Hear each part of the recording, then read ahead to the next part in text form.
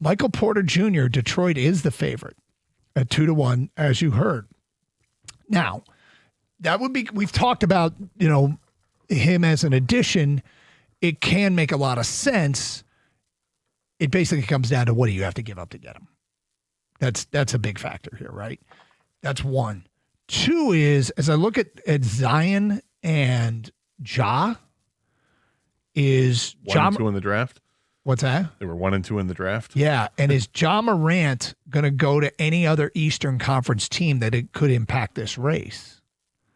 So the Heat are 5-2, the favorite there.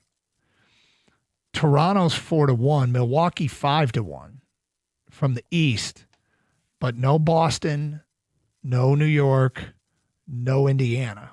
A lot of teams out west. Zion, the Bulls are 3-1. They're the second favorite. Miami's 4-1. And the Knicks are 10-1. Now, the thing about Zion is he's got that Anthony Davis. Yeah, but is he going to be healthy? Question mark hanging over his head. Anthony Davis says, yeah, but he's got the Zion problem. I think Zion is like the poster child for not being able to stay healthy. Yep. He ties his shoes, and it's a risk in the morning. So, I mean, I'm glad I don't suspect the Pistons are in on that. When they were desperate, I was kind of a fan of making a desperate move and rolling the dice. How do you get out of this NBA purgatory that they're in? And sometimes you got to take a chance. They're not in that place anymore. And so I'd like them to be smart and calculated. Michael Porter Jr. can make a ton of sense. He's a guy who can shoot it from the perimeter. He's got good size. Seems like a really good locker room guy that would fit in. It really just comes down to price tag. I don't know how he is as a defender. I think that's something that people question. But that Porter Jr. is? Yeah. Yeah, I mean, it's a legitimate question. Amari Sankofa in the Free Press today had 3 trade proposals for the Pistons. Is this one of them? For Michael Porter Jr., he had one, and it was the Pistons would send Tobias Harris, Karis LeVert, a 2027 first-round pick protected 1-2, protected 1-10, and 2 second-round picks. Yeah, I'd do that in a heartbeat. I think I would do that in a heartbeat as well. But then there's the other trade that I think you would be interested in, and our listeners would be interested in, which is a trade with Utah for Lauri Markkanen and also George Niang. And it would be Tobias Harris, Jaden Ivey, next year's first-round pick unprotected, a 2028 first-round pick unprotected, and a 2030 first-round pick protected 1-4, plus 2 second-round picks.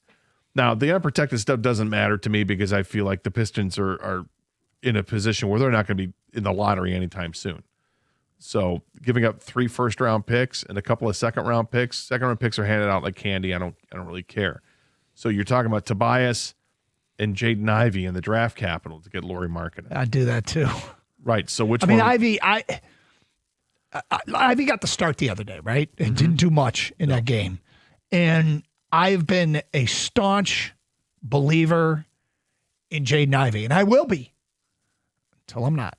And I'm not at a point here where I'm ready to pull the plug. I still think he's going to be an asset to this team if he sticks around. Really like the way he was developing last year. He hasn't gotten back to that form. I don't know what the requisite amount of time is, but I haven't reached any kind of clock's not taken down to 0, in my opinion, on Ivy just yet. No, so you got 2 players here in Markkanen and Michael Porter Jr. They're both guys that average over 25 points a game, which is intriguing. The third name he brought up is an oldie but a goodie. Keeps coming up all the time for years. This has been a name. Zach LaVine and Keon Ellis from Sacramento to the Pistons simply for Tobias Harris and Karis LeVert. I am not a Zach LaVine fan. I'm not either. No, however, all he's doing this year is averaging 20 points a game and shooting 38% from 3. Yeah. Which is seemingly what he does almost every year. Something rubs me the wrong way about Zach LaVine. And I don't know how Zach LaVine would fit with this team, but I could be wrong on that one. Kang, your thoughts? Would you want any of these trades? They all kind of intrigued me except for the Zach LaVine one. I was a Zach LaVine guy before the Pistons became so good so quick because I thought he might help jumpstart that. And Kate I'm always looking for a second scorer, the Robin to his Batman. I don't think this is the right time to add a Zach LaVine, but I do, like the fact that he shoots a three, and they need a 3-point shooter. So whether it's Michael Porter Jr. or Markkanen, those intrigue me. The question is, do they play defense enough for this team? Because everyone plays defense. That's a really important part of being on this team and the culture of this team. And what kind of veteran leadership you're going to lose with Tobias. I know it sounds weird because Tobias is going to be included in every trade because of his contract. He has to be. But I think he's unk on this team. He helps these guys kind of stay level-headed, and he's a guy that they can lean on for just, playoff situations that none of them had been in before last year, right? So are they seasons enough now to move on without a veteran like that? Because when you bring in Markkanen and Porter Jr., those guys are younger guys. Porter Jr., I'm not sure. Well, Markkanen's 28. Yeah, but he's never played for anything. You know what I mean? That's what I mean. I hear. Yeah, he doesn't have that experience, and I get that part of it. The other part is there's financials involved. Like with Porter Jr., you'd have him for this year and next year. Next year, I think he's due to make over $40 million. With Markkanen, he's in the first year of a 4-year, $195 million contract that expires in 2029. So you're talking, $50 million a year for the next 3 years. Yeah, it's a longer commitment for sure. Yes. But he's that stretch 4 I've been looking for forever. Porter Jr., instant points when you let him, do what he wants to do, because in Denver, he was kind of handcuffed. Jokic, Murray out there, but now in Brooklyn, he's able to just, green light it every night. So Sankofa says this about Markkanen. It says, with Cunningham in the first year of his $269 million extension, the Pistons would have their top 2 scorers under contract together for a potentially multi-year contending window. They also would have a tough time retaining their young players such as Jalen Duren, Asar Thompson, and Ron Holland, who are all due for extension negotiations within the next 3 years. Now, that's factually true that they're all due for those extensions. However, in the NBA, you can go above and beyond the cap to sign your own free agents. And we have an owner that doesn't seem Exactly. any fear of that. So 248-539-9797. Let's get back to your open line calls. We go to Terry in Southfield. You're on 97.1. Hi, Terry. Hey, how you guys doing today? What's up? You know what? I think as far as when it comes to Mike McDaniels, I feel the same way about him like you feel about Zach LaVine. Yeah, I feel the same way. It's not, I feel more comfortable if we get realistically, if we could get the guy from the Rams, the OC from the Rams.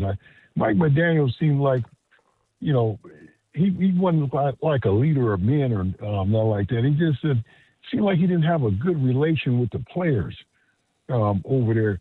Yeah, I know he's a good mind. He's a qualified OC. I'm not going to debate that, but I just don't got I don't think he would fit in with the culture here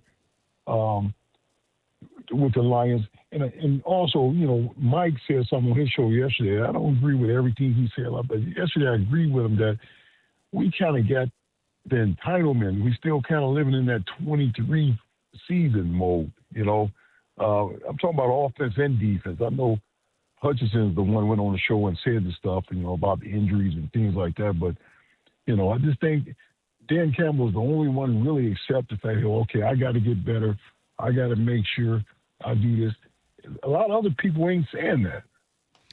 Well, I mean, I don't get too carried away with what people say publicly. I think athletes and coaches are guarded. I think they're aware of how what their words impact their teammates.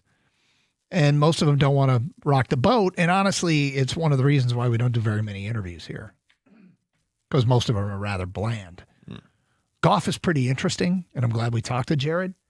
And he finds a way to kind of let us know what it's like to be the quarterback of the Lions. And I think he does a good job of it.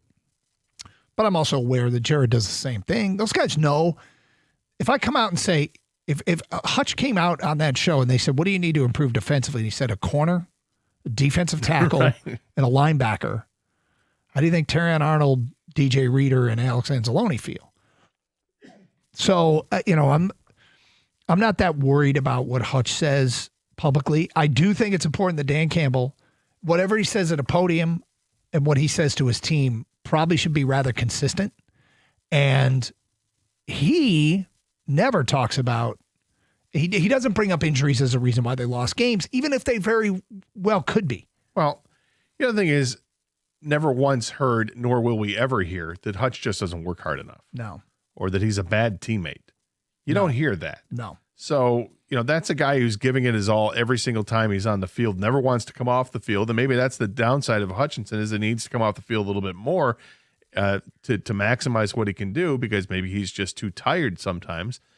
And I think they started to manage that in the second half of the season a little bit better. But he's not a problem at all. No. He's going to be one of the major reasons this team continues to have success. I mean, he essentially, and I know some people had a problem with this yesterday and called the show and mentioned it. He was asked on ESPN, what's the biggest problem? He said, I just basically think, well, if we have everybody healthy, we'll be good. He's not making that decision. And Brad Holmes isn't going to go, oh, well, Hutch said we'll be good. I'm not going to do anything.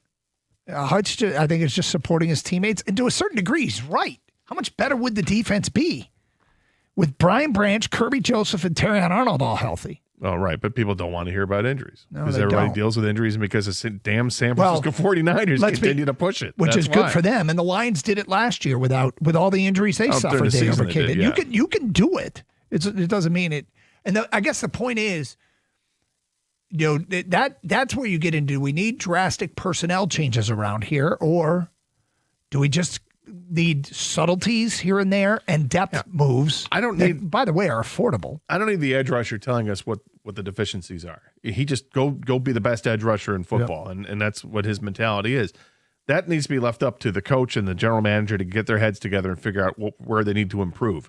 And talking about different positions all over the field, you can have those discussions honestly and say we need to upgrade, and there's a number of positions where they can. There's a move that one team is trying to make.